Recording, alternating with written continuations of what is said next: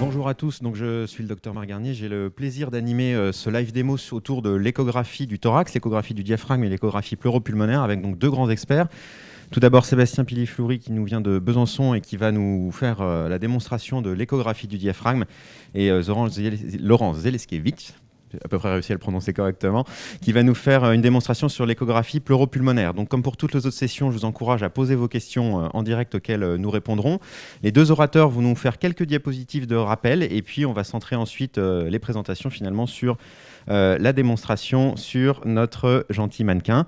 Eh bien Sébastien, on va tout de suite commencer par toi. Merci à toi de nous apprendre tout ce que tu sais de l'échographie du diaphragme. Merci Marc. Donc juste quelques diapos de rappel simplement pour positionner le sujet. Donc le diaphragme joue un rôle fondamental dans la capacité inspiratoire et dans la toux. On sait que son atteinte est très fréquente dans le domaine des soins critiques, par exemple après une chirurgie majeure. Sa dysfonction peut entraîner des complications respiratoires post-opératoires. Et puis on sait aussi qu'à l'entrée en réanimation, lorsqu'on l'évalue de manière avec les techniques classiques d'évaluation de la fonction diaphragmatique, on a jusqu'à 66% des patients, 70% des patients qui présentent une dysfonction dès l'entrée en réanimation et qu'elle est associée à un impact pronostique négatif.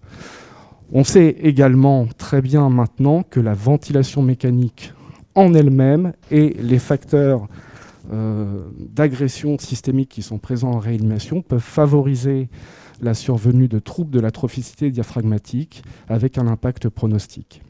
Et puis, enfin, les moyens d'investigation classique de la fonction diaphragmatique sont généralement compliqués à mettre en œuvre ou sont réservés à des centres experts. Et donc c'est dans ce contexte, bien sûr, que se place la pertinence potentielle de l'utilisation de l'échographie pour l'exploration du diaphragme.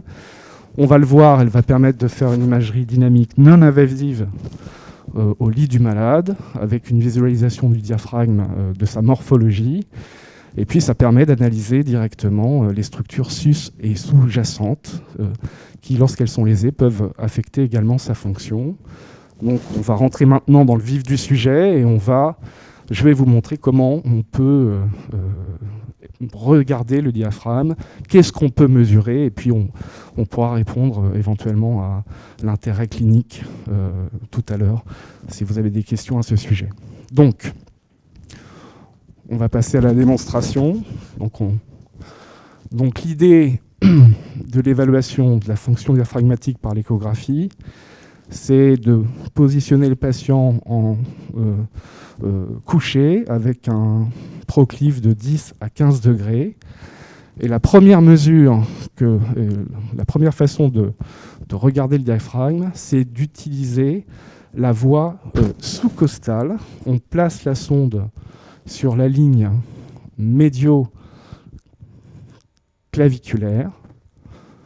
On règle la profondeur. Sébastien, peut-être, quelle sonde tu prends ? Je prends la sonde. Il faut une sonde avec une bande de 3 à 5 MHz. Donc la sonde cardiaque, par exemple, peut être parfaitement adaptée à la visualisation du diaphragme.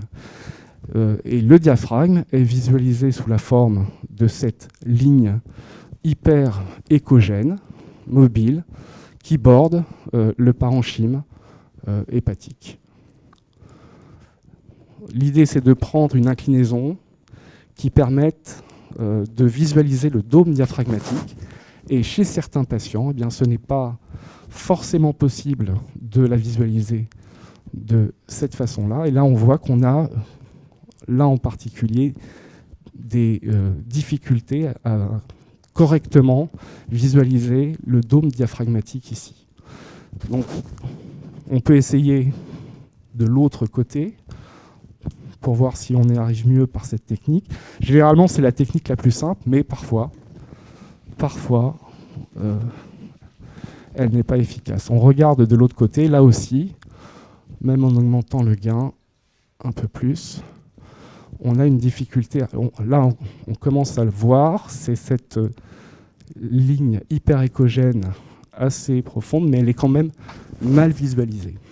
Lorsqu'elle est correctement visualisée, ce qui n'est pas le cas ici, On peut descendre rapidement une ligne TM au niveau du dôme diaphragmatique et puis mesurer, l'une des premières mesures qu'on peut faire, l'excursion diaphragmatique, qui est l'amplitude de la cinétique crânio-caudale du diaphragme à l'inspiration. Donc là, en l'occurrence, ça n'est pas un bon sujet pour la voie sous-costale. On va donc essayer de la mesurer d'une deuxième façon. Et donc si ça fonctionne et que tu arrives à faire une ligne TM donc sur la coupole diaphragmatique, à ce moment-là, j'imagine qu'on aperçoit une courbe un peu comme une sinusoïde. Comme une sinusoïde, en mais mode on va essayer de la mesurer, on va obtenir la même courbe normalement. Donc, lorsqu'on a des difficultés avec la voie sous-costale, l'idée c'est d'utiliser la voie latérothoracique. On positionne sa sonde sur la ligne axillaire postérieure. Là, on va mieux le voir, voilà. Avec une coupe, un plan de coupe longitudinal. Donc de nouveau, le diaphragme est visualisé sous la forme de cette ligne hyper-échogène, ici, qui borde le parenchyme hépatique. On essaye d'avoir le déroulé de la coupole, voilà, le déroulé de la coupole diaphragmatique. Ensuite, pour faire les mesures, on peut utiliser donc le mode TM anatomique en déplaçant le mode TM, la ligne temps mouvement, pour être perpendiculaire au mouvement du diaphragme. Et donc, on observe sur cette ligne temps mouvement cette fameuse sinusoïde. Pour mieux le voir, on peut régler de façon un peu différente la vitesse de balayage. Voilà. On observe donc cette ligne sinusoïde et on peut, puisque le sujet est coopérant, évaluer donc cette excursion en ventilation calme, comme c'est le cas ici, ou lui demander de faire une inspiration profonde. Voilà, et donc là, on va avoir le problème de l'interposition pulmonaire qui va nous gêner dans l'évaluation de l'excursion profonde. Et donc la mesure de l'excursion, j'imagine que tu mesures en millimètres la différence entre le haut et le bas de la courbe. On va figer, puis on va faire cette mesure tout de suite. Voilà. Donc la mesure de l'excursion en ventilation calme, eh bien, on utilise le curseur de mesure. Je vais demander un petit coup de main sur cette machine. Voilà. On mesure la différence de la distance entre le maximum du mouvement de la descente diaphragmatique au moment de l'inspiration et la phase téléexpiratoire. Et cette mesure correspond donc à 3 cm dans le cas présent, ce qui est assez important. Donc il faut retenir que les valeurs d'excursion normales du diaphragme sont de l'ordre de 1,6 à 2,2 cm en ventilation calme. Et en inspiration forcée, on est plus aux alentours de 5 à 7 cm d'excursion diaphragmatique. Donc ça, c'est des valeurs chez le patient en ventilation spontanée, oui. Éventuellement au moment de détresse respiratoire, pour voir s'il arrive à faire ses inspirations profondes. Et est-ce qu'on a des valeurs pour le malade ventilé ? Alors, l'excursion diaphragmatique chez le patient ventilé, c'est quelque chose de difficile puisque l'excursion va dépendre de la pression positive qui est insufflée par le respirateur. Donc, par exemple, chez un patient qui est complètement sédaté, curarisé, on va avoir une excursion qui ne correspond pas à l'activité diaphragmatique spontanée, qui sera simplement liée au déplacement passif du diaphragme au moment de l'insufflation. Donc, il y a des valeurs, mais qui sont difficiles à interpréter lorsqu'on est dans une situation de pression positive. Par contre, on peut donner des valeurs qui sont associées. On peut donner des valeurs qui sont associées à la dysfonction qui sont reconnues dans la littérature. Donc la paralysie diaphragmatique chez un patient qui est en ventilation spontanée, en termes d'excursion, ça correspond soit à une excursion qui est complètement nulle, soit à une cinétique paradoxale, c'est-à-dire à une excursion qui est négative, avec le diaphragme qui, au lieu de se rapprocher de la sonde, s'éloigne de la sonde au moment de l'inspiration. Et en ventilation spontanée, la dysfonction diaphragmatique, elle est définie généralement par une excursion inférieure à 1 cm, ou à l'inspiration forcée, inférieure à 25 mm. Peut-être un petit peu plus d'aide, un petit peu plus de pertinence chez le malade en aide inspiratoire qui va quand même déclencher, utiliser son diaphragme. Il y a une pertinence. Et du coup, peut-être pas de comparer ça à des valeurs de sujets extubés en ventilation spontanée normale, mais peut-être de reproduire la mesure et chez le même malade, aller vérifier si les choses changent et s'améliorent au cours du temps, quoi. Oui. Donc je vous propose maintenant de passer au deuxième type de mesure que l'on peut effectuer pour essayer d'évaluer la fonction diaphragmatique.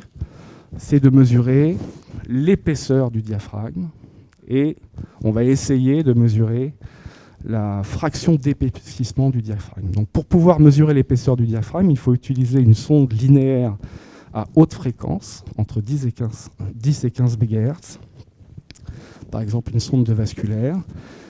L'idée, c'est de se positionner sur la ligne axillaire antérieure, au niveau du thorax. Donc là, on voit les artefacts générés par la présence du poumon. On descend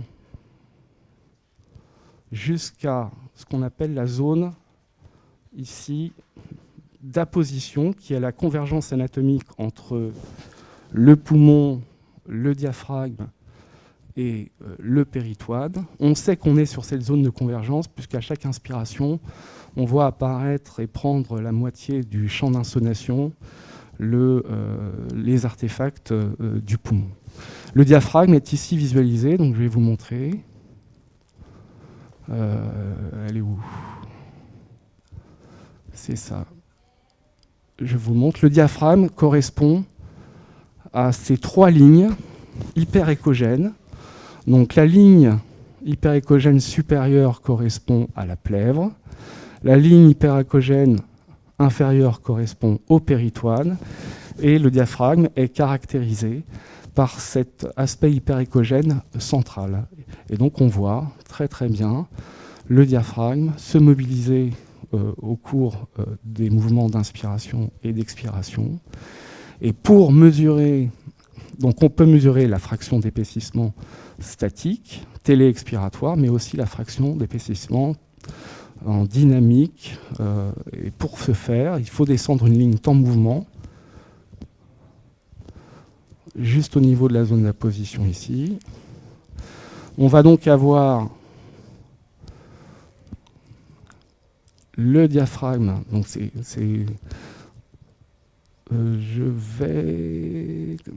la vitesse de balayage, je vais la modifier. Voilà. Et donc le diaphragme est un muscle assez fin et c'est une des limites de cette technique. Je vais geler. Donc on voit relativement l'épaississement du diaphragme au niveau de l'inspiration ici. Alors c'est vraiment des différences de mesure qui sont... Ici, par exemple, là, on a un épaississement du diaphragme comparé à cette partie-là. Inspiration, ici, expiration. Et pour mesurer ça... Alors, est-ce qu'il y a un moyen de mesurer avec un zoom sur cet aspect-là, lorsqu'on mesure? Oui, voilà, il faut zoomer de cette façon. On ne peut pas plus zoomer que ça. Voilà. Donc là, on voit pas mal. Alors, par exemple, ici, on va le mesurer, puis on s'arrêtera là ensuite pour passer la parole à l'orateur suivant. Donc ici, le diaphragme se mesure. Comment je fais là? Tac. Comment je fais pour figer, s'il vous plaît? Voilà. Donc on a un diaphragme ici qui fait...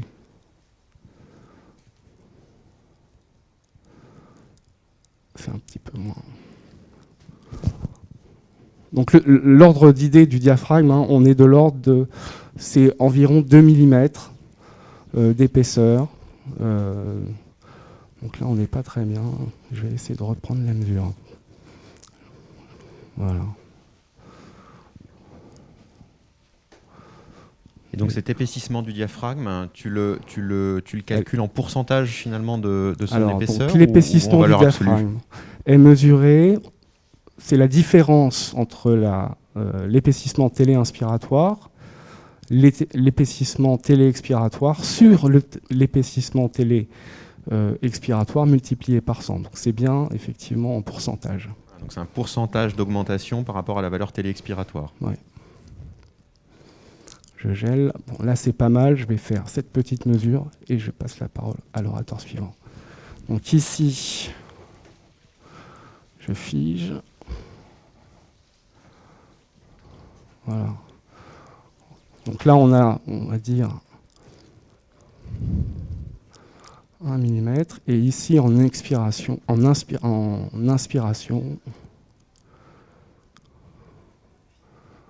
voilà. Donc on a 1,2 10 mm et 9 mm, donc ça fait une fraction d'épaississement de l'ordre de 40%. Et donc là, à nouveau, est-ce que tu peux nous donner un ordre de grandeur des valeurs normales ou des valeurs un peu attendues? Donc les valeurs normales, alors donc l'épaisseur du diaphragme statique, c'est de l'ordre, donc je vous l'ai dit, de 1,5 à 3 mm. Il y a une grande variabilité interindividuelle. Généralement, on considère comme anormal des valeurs qui sont inférieures à 1,2 mm, mais il n'y a pas de corrélation stricte entre l'épaisseur statique et la fonction diaphragmatique. En ce qui concerne la fraction d'épaississement, on considère en ventilation libre, 30 à 50% de fraction d'épaississement est une valeur normale. Au cours d'une inspiration forcée, ça peut aller jusqu'à 100% de fraction d'épaississement, on n'a pas fait là. Et on considère comme anormales des valeurs de fraction d'épaississement qui sont inférieures à 20%. D'accord. Alors une question quand même avant de passer la parole à Laurent, une question qu'on se pose quand même souvent, c'est est-ce qu'il est utile lors de l'étude du diaphragme de faire les deux côtés? Est-ce qu'on peut imaginer qu'il y a des asymétries en dehors de patients qui auraient peut-être, je sais pas, des antécédents ou de chirurgie ou de traumatisme qui ferait qu'il y a des deux coupoles qui fonctionnent différemment, mais chez le sujet sans ces antécédents-là, est-ce qu'on a un besoin de faire les deux côtés, ou est-ce que finalement, on voit souvent des images et des démonstrations sur le côté droit avec le foie, est-ce qu'il faut systématiquement faire à gauche aussi? Alors, moi, je pense qu'il faut le faire de façon bilatérale, tout simplement parce que si on trouve une asymétrie importante en termes de fonction diaphragmatique évaluée à l'échographie d'un côté et de l'autre, ce sera très en faveur d'une atteinte lésionnelle particulière sur la chaîne de fonctionnement du diaphragme qui part du système nerveux central en passant par le phrénique jusqu'au muscle diaphragmatique lui-même. Donc, pour moi, c'est un intérêt parce que si on recherche une dysfonction diaphragmatique unilatérale, la comparaison entre les deux côtés va nous permettre de renforcer la probabilité de ce diagnostic. En ce qui concerne par contre les agressions systémiques qui peuvent altérer la fonction diaphragmatique, c'est vrai qu'il n'y a pas de raison d'avoir une atteinte différentielle d'un côté ou de l'autre.